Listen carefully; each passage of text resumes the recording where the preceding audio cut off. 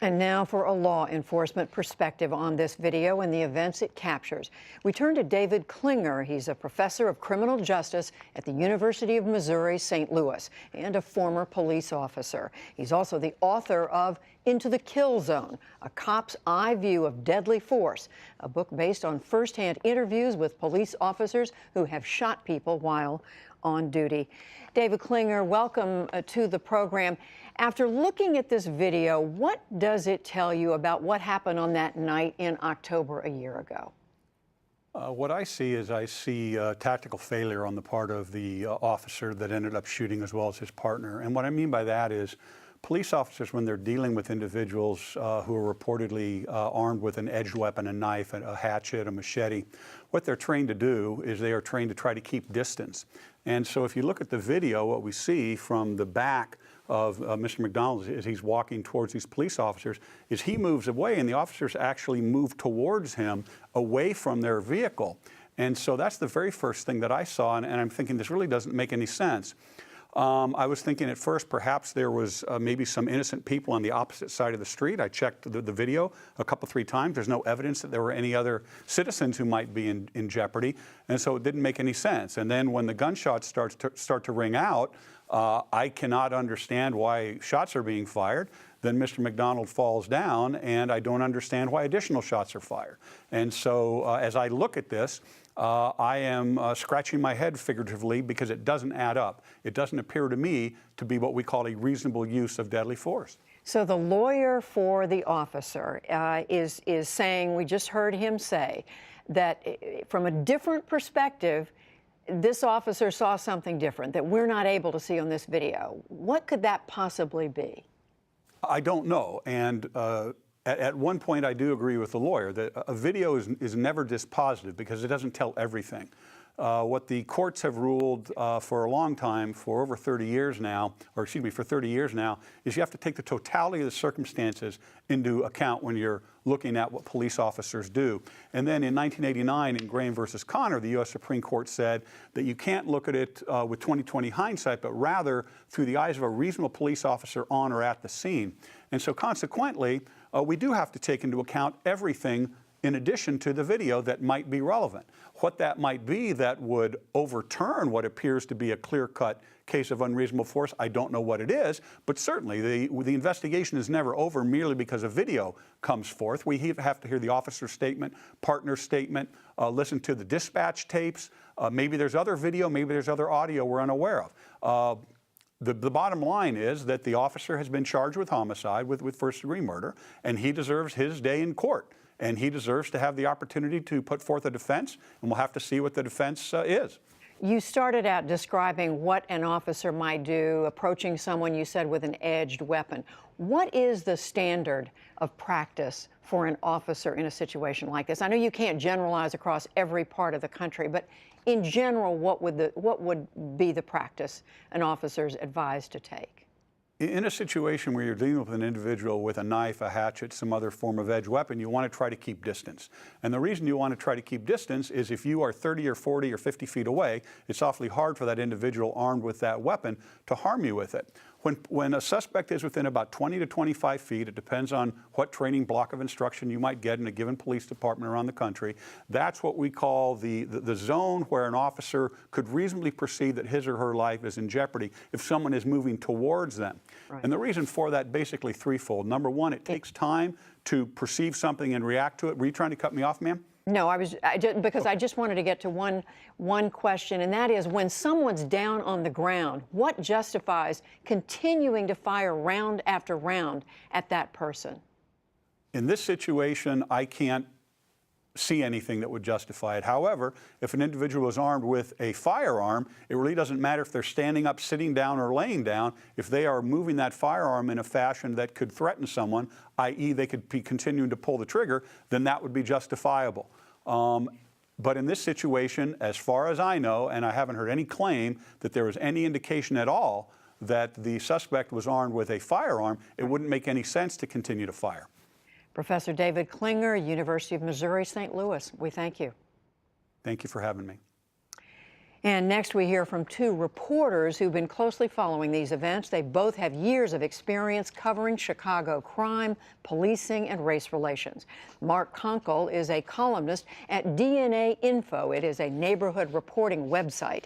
In 2011, he and a team at the Chicago Sun-Times won a Pulitzer Prize for their reporting on violence, crime, and policing in Chicago. And Jamie Kalven is a freelance journalist. He uncovered the autopsy report showing that Laquan McDonald was shot 16 times by Officer Jason Van Dyke. Kalven is also the founder of the Invisible Institute. It is a nonprofit journalism project that recently released tens of thousands of pages of civilian complaints filed against the Chicago Police Department. And gentlemen, we thank you both for being with us. Mark Konkol, let me start with you. How does this incident fit into the bigger picture of Chicago police relations with the African-American community in that city? Well, I think that it's just a big example of what's been happening for a long time. There's a severe lack of trust between people who live in poverty-stricken communities that are crippled by violence and fractured gang wars. And the Chicago Police Department, there's a lot of good cops on the department. You know, I would say overwhelmingly majority, 90%, 95%, and there's been stories written that, there's a few officers that are trouble. But overall, the police department has a generational problem that a federal judge said was a culture that's of the public interest, and that is the thin blue line code of silence within the department. And it's something that's really wrong with the department. And Cook County Board President Tony Preckwinkle recently said that the culture of law enforcement isn't trusted.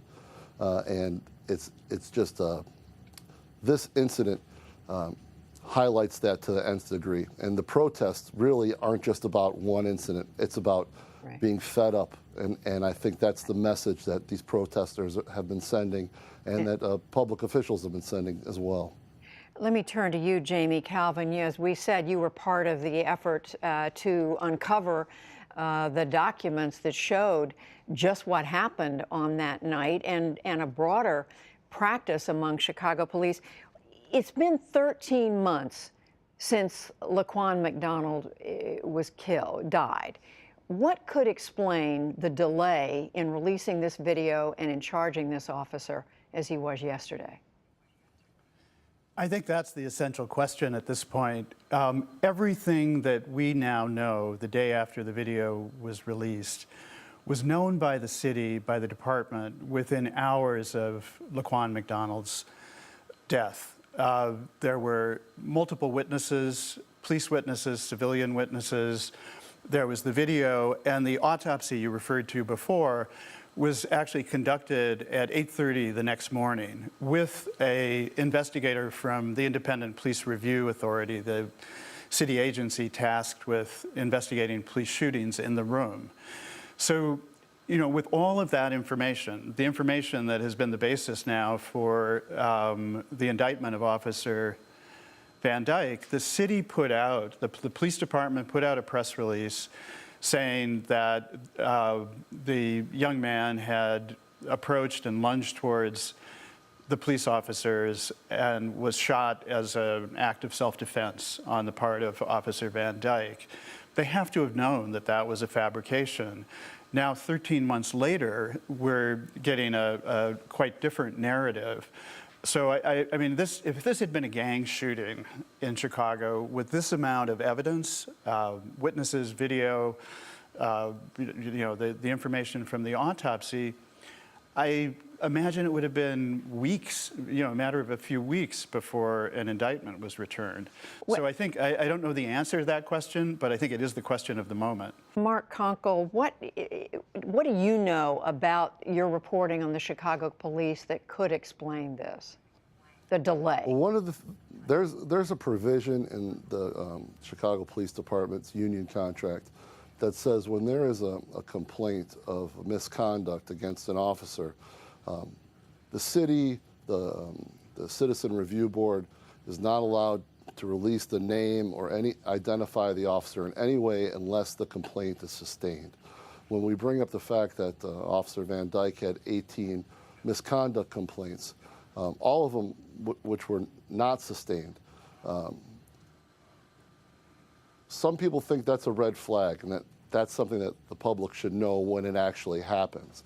When there's a police shooting, reporters across the city file Freedom of Information Act requests to get the video of the shooting, and they're always denied for the same reason, that the case is under investigation. It's a very broad statement that police use. And we heard the to not prosecutor. access the public records. Excuse me, I'm just going to say we heard the prosecutor say yesterday it's more complex when it's a police officer involved.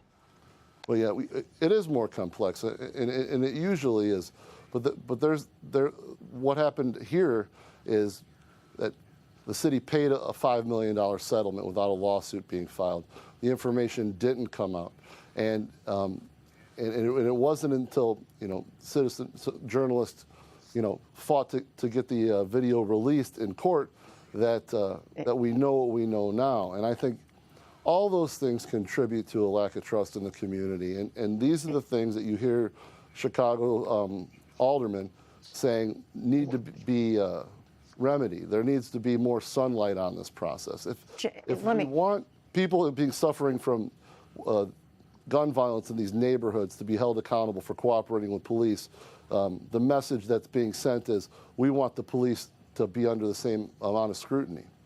Jamie, Kalven, let me just repeat what we heard Mayor Emanuel say just a minute ago, that we want to get to a point in our community where young men see an officer and don't just see someone in a uniform and a badge, but someone who's a partner in helping them reach their potential. Is Chicago making progress in that regard? We hear statistics that the number of officer-involved shootings is down in the African-American community.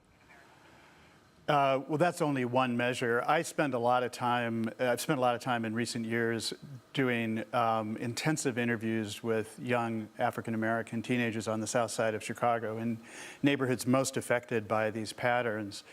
They consistently say two things. First, that if we have an encounter with police officers, we know they have all the power. And secondly, if something happens in a random stop or some other kind of interaction with a police officer, something happens, we know we won't be believed.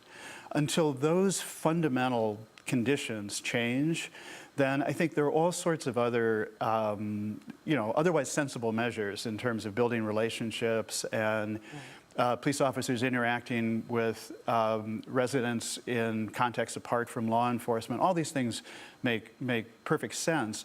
In the absence of accountability, in the absence of confidence on the part of citizens that if police officers exceed their roles, violate the public trust, they'll be effectively disciplined, then I think it just impeaches and undermines everything else. Well, gentlemen, we are going to have to leave it there. Clearly, Chicago is a city in the spotlight right now, and I know we're going to continue to follow this. We thank you both, Mark Konkol and Jamie Kalven. Thank you. Thank you. Thanks. And the problem of police shootings is not isolated to the city of Chicago. A funeral was held in Minneapolis today for Jamar Clark. He's a black man who was fatally shot by police last week. His funeral procession passed Black Lives Matter protesters who have been demonstrating for days. Police also announced they have a fourth person in custody in the shootings of some of the protesters on Monday.